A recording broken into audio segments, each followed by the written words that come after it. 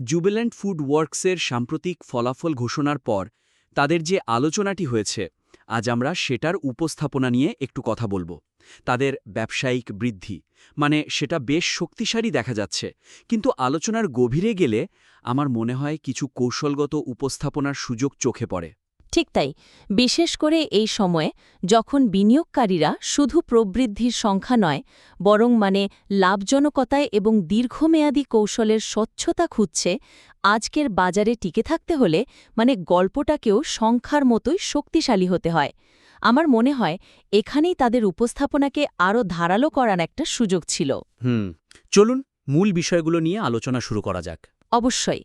প্রথম যে বিষয়টা আমার সবচেয়ে বেশি চোখে পড়েছে সেটা হলো মার্জিন সংক্রান্ত কৌশল এবং এর দীর্ঘমেয়াদী পরিকল্পনা আরও পরিষ্কারভাবে তুলে ধরা যেতে পারত। এটা বিনিয়োগকারীদের আস্থা বাড়াতে অনেক সাহায্য করত। একদম। পুরো আলোচনা জুড়েই তো বিশ্লেষকরা বারবার মার্জিন উন্নয়নের পথ সম্পর্কে জানতে চেয়েছেন। বিশেষ করে আগামী ৩ বছরে ওই যে ২০০ বেসিস পয়েন্ট মার্জিন বৃদ্ধির লক্ষ্যমাত্রা, ওটা কিভাবে অর্জন করা হবে তা নিয়ে যেন একটা ধোঁয়াশা ছিল। একদম। প্রশ্নগুলো খুব সরাসরি ছিল, তাই না? কিন্তু উত্তরগুলো ছিল কিছুটা বিচ্ছিন্ন। একদিকে তারা বিনামূল্যে ডেলিভারি বা আগ্রাসী মূল্য নির্ধারণের মতো চ্যালেঞ্জের কথা বলছে, অন্যদিকে আবার উন্নত পণ্য মিশ্রণ আর ব্যয় নিয়ন্ত্রণের মতো ইতিবাচক দিকের কথাও বলছে। দুটোই সত্যি, কিন্তু এগুলোকে একসাথে গেঁথে একটি একক সুসংহত কৌশলের অংশ হিসেবে দেখানো হয়নি। হ্যাঁ, ওই যে ৩ বছরের দৃষ্টিভঙ্গি বা ভারসাম্যের চেষ্টা করছি, এই কথাগুলো শুনলেই মনে হচ্ছিল যেন কঠিন প্রশ্নগুলো এড়িয়ে যাওয়া হচ্ছে। ঠিক, আমারও তাই মনে হয়েছে। বিশেষ করে যখন তারা ভারসাম্যের চেষ্টা এর মতো শব্দ ব্যবহার করে, তখন মনে হয় তারা দুটো লক্ষ্যের মধ্যে কোনোটাকেই অগ্রাধিকার দিতে পারছে না। এটা এক ধরনের সিদ্ধান্তহীনতা প্রকাশ করে, যা বিনিয়োগকারীদের জন্য একটা লাল সংকেত হতে পারে। তারা হয়তো ভাবছে, কোম্পানির কি আসলেই কোনো স্পষ্ট পরিকল্পনা আছে? এটাই মূল সমস্যা। এই ধরনের ভাষা আত্মবিশ্বাসের অভাব প্রকাশ করে, অথচ তাদের হাতে কিন্তু সব উপকরণই ছিল একটা শক্তিশালী গল্প বলার জন্য। তাদের উচিত ছিল আলোচনাটি নিয়ন্ত্রণ করা, প্রশ্নের উত্তরে রক্ষণাত্মক হওয়ার বদলে শুরুতেই নিজেদের পরিকল্পনা স্পষ্টভাবে জানিয়ে দেয়া। কিন্তু একটা প্রশ্ন আছে, এত নির্দিষ্ট সংখ্যা দিলে কি তারা নিজেদেরকে একটা কঠিন লক্ষ্যের মধ্যে বেঁধে ফেলছে না? যদি কোনো কারণে তারা সেই লক্ষ্য পূরণ করতে না পারে, তাহলে কি বিনিয়োগকারীরা আরও বেশি হতাশ হবে না? অনেক কোম্পানি তো ইচ্ছে করেই কিছুটা অস্পষ্টতা রাখে। খুব ভালো একটি প্রশ্ন। হ্যাঁ, একটা ঝুঁকি অবশ্যই থাকে, কিন্তু এক্ষেত্রে প্রেক্ষাপটটা বুঝতে হবে। বিনিয়োগকারীরা যখন মার্জিন নিয়ে উদ্বিগ্ন, তখন স্বচ্ছতা আর একটা সুস্পষ্ট পরিকল্পনা এটাই আস্থা তৈরি করে। অস্পষ্টতা বরং অনিশ্চয়তা বাড়ায়। একটা সাহসী লক্ষ্যমাত্রা বেঁধে দিয়ে সেই লক্ষ্যে পৌঁছনোর পথটা যদি যৌক্তিকভাবে দেখানো যায়, তবে তা দুর্বল পারফরমেন্সের ঝুঁকিকে ছাপিয়ে যায়। এটি দেখায় যে ম্যানেজমেন্টের আত্মবিশ্বাস আছে এবং তারা তাদের ব্যবসার চালিকা শক্তিগুলো বোঝে। অর্থাৎ ঝুঁকিটা নেওয়ার মতো। তাহলে তারা কিভাবে এই গল্পটা আরও ভালোভাবে বলতে পারত? ওই যে আপনি বললেন, একটা স্পষ্ট এবং সক্রিয় মার্জিন সম্প্রসারণ কৌশল বা মার্জিন এক্সপ্যানশন ব্রিজ, এটা ঠিক কি? ধরুন, আলোচনার শুরুতেই তারা যদি এইভাবে বিষয়টা উপস্থাপন করত: আমরা আমাদের মার্জিন নিয়ে বিনিয়োগকারীদের উদ্বেগ সম্পর্কে সচেতন এবং আমরা এই বিষয়ে একটি স্পষ্ট পরিকল্পনা নিয়ে কাজ করছি। আমাদের লক্ষ্য হল আগামী ৩ বছরে ন্যূনতম ২০০ বেসিস পয়েন্ট মার্জিন বাড়ানো। আচ্ছা। আর এই লক্ষ্যে পৌঁছানোর জন্য আমাদের ৩টি প্রধান চালিকা শক্তি আছে। ৩টি চালিকা শক্তি। আচ্ছা, তারপর তারা সেই ৩টি চালিকা শক্তিকে ভেঙে দেখাতে পারত। যেমন, প্রথমত, আমরা আমাদের সোর্সিং এবং সাপ্লাই চেনকে আরও উন্নত করে গ্রস মার্জিনে প্রায় ১০০ বেসিস পয়েন্ট যোগ করার সুযোগ দেখছি। আচ্ছা, ১০০ বেসিস পয়েন্ট সাপ্লাই চেন থেকে। হ্যাঁ। দ্বিতীয়ত, আমাদের বিক্রয় বৃদ্ধির ফলে যে অপারেটিং লিভারেজ তৈরি হচ্ছে, সেখান থেকে আমরা অন্তত ৫০ বেসিস পয়েন্ট লাভ করব। এবং তৃতীয়ত, প্রযুক্তি ব্যবহার করে এবং প্রশাসনিক ব্যয় নিয়ন্ত্রণ করে আমরা আরও ৫০ বেসিস পয়েন্ট সাশ্রয় করব। ওয়াহ, এটা তো পুরো ছবিটাই পাল্টে দিচ্ছে। এখানে প্রতিটি পয়েন্টের পেছনে একটা নির্দিষ্ট সংখ্যা এবং যুক্তি আছে। ঠিক তাই, এবং এরপর তারা বিনামূল্যে ডেলিভারির মতো বিষয়কে এর সাথে যুক্ত করতে পারত।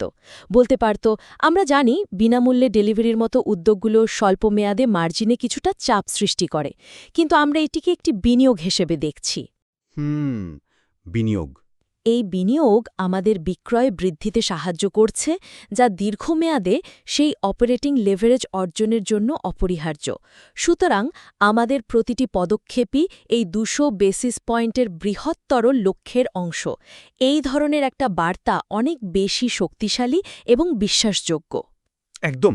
আর এই মার্জিনের বিষয়টা তো আসলে প্রবৃদ্ধির সাথে সরাসরি জড়িত, তাই না? আলোচনায় বারবার বিনামূল্যে ডেলিভারির কথা এসেছে, যা একদিকে প্রবৃদ্ধি বাড়াচ্ছে কিন্তু অন্যদিকে মার্জিনের উপর চাপ ফেলছে বলে মনে হতে পারে।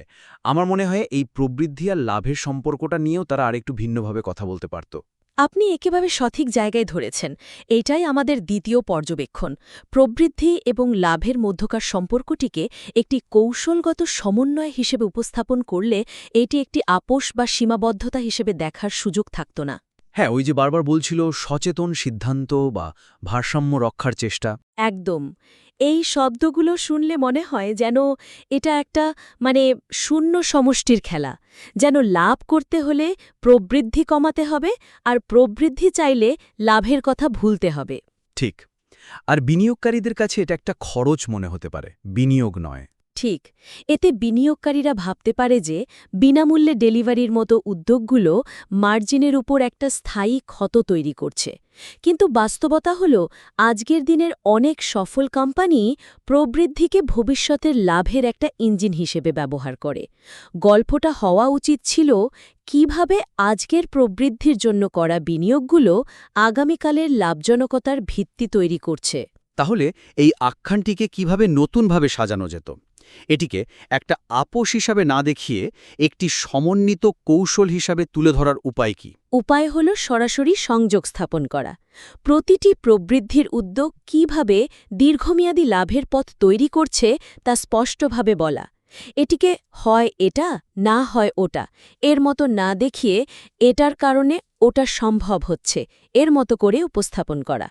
তার মানে তারা বলতে পারত যে আমরা বিনামূল্যে ডেলিভারির মাধ্যমে যে অতিরিক্ত গ্রাহক পাচ্ছি তাদের লাইফটাইম ভ্যালু প্রাথমিক খরচকে ছাড়িয়ে যাবে। হ্যাঁ, তবে তার থেকেও আরও গভীরে যাওয়া যেত। শুধু গ্রাহকের লাইফটাইম ভ্যালু নয়, বরং অপারেশনাল দক্ষতার দিকটাও তুলে ধরা যেত। ও আচ্ছা। যেমন তারা যদি বলতো, আমাদের বিনামূল্যে ডেলিভারির মতো উদ্যোগগুলো শুধুমাত্র নতুন গ্রাহকই আনছে না, বরং এটি আমাদের সাপ্লাই চেইনকে আরও দক্ষ করে তুলছে। প্রতিটি অতিরিক্ত অর্ডারের সাথে আমাদের ডেলিভারি নেটওয়ার্কের ঘনত্ব বাড়ছে, যা প্রতি ডেলিভারির খরচ কমিয়ে আনছে। ইন্টারেস্টিং। এটি নতুন স্টোরগুলোকেও আরও দ্রুত ব্রেক ইভেনে পৌঁছাতে সাহায্য করছে। সুতরাং প্রতিটি নতুন অর্ডারের সাথে আমাদের অপারেটিং লিভারেজ বাড়ছে, যা সরাসরি আমাদের দীর্ঘমেয়াদী মার্জিন লক্ষ্য পূরণে সাহায্য করবে। এক কথায়, আমাদের আজকের প্রবৃদ্ধির বিনিয়োগই হল আগামীকালের লাভের ভিত্তি। যে ম্যানেজমেন্ট শুধু আজকের কথা ভাবছে না, বরং একটি টেকসই ভবিষ্যতের মডেল তৈরি করছে। একদম। এতে বার্তাটি অনেক বেশি ইতিবাচক এবং কৌশলগত শোনায়। এটি বোঝায় যে প্রতিটি পদক্ষেপই একটি বৃহত্তর এবং লাভজনক লক্ষ্যের অংশ, কোনো বিচ্ছিন্ন খরচ নয়। এই বিনিয়োগের ধারণাটি তো সরাসরি তাদের বিভিন্ন বিক্রয় চ্যানেলের পারফরম্যান্সের সাথেও যুক্ত।